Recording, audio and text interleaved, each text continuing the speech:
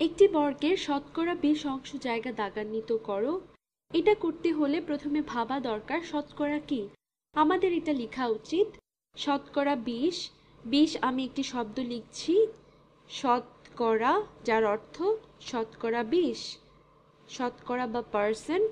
আমি পেলাম যা 20% এবং শতকরা 20% একই অর্থ বহন করে। এবং সম্ভবত অনেকেই জানো শতাব্দী শব্দটি থেকে সেন্ট শব্দটি এসেছে। এই সেন্ট শব্দটি শতাব্দী বা শতক থেকে এসেছে।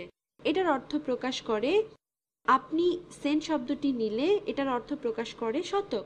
এটা 20 প্রতি 100, 20 প্রতি 100 এর মতো একই অর্থ প্রকাশ করে। এখন 20 প্রতি শতক মানে হচ্ছে যদি তুমি দাগান্বিত করো অর্থাৎ 20 অংশ, তাহলে তুমি একটি বর্গকে 100 টুকরো করলে তার 20টিকে দাগান্বিত করবে। তাহলে প্রতি শতে 20।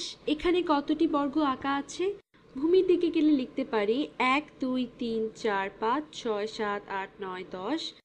আর লম্বাভাবে গেলে লিখতে পারি 1 2 3 4 5 6 7 8 9 10।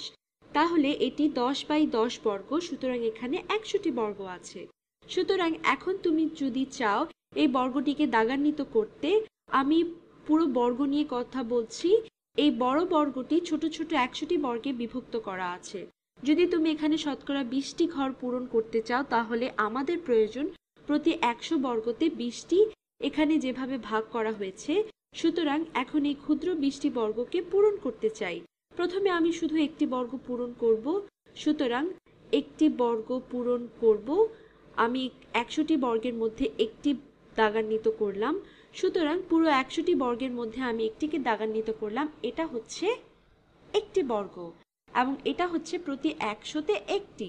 যদি আমি আরেকটি দাগান্বিত করি এবং এটা, তাহলে এটা এবং এটা, এই দুটো মিলে হয় প্রতি শতে দুটা, প্রতি শতে দুটা, যেখানে প্রায় 100টি বর্গ আছে।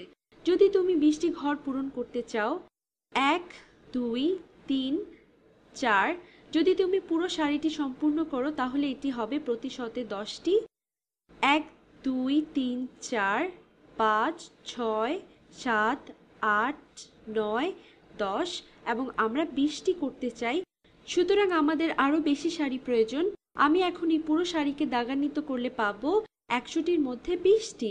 অন্যভাবে যদি আমরা একটা বড় বর্গের কথা চিন্তা করি যেটা পুরো 100টি সমান ভাগে বিভক্ত, আমি কিন্তু এই 100টি দাগান্বিত করিনি, আমি করেছি 100তে 20টি বা প্রতি শতে 20টি সম্পূর্ণ বর্গের। আশা করি এই পুরো বর্গটি যা নিয়ে আমি কথা বলেছি একটা ধারণা তৈরি করেছে।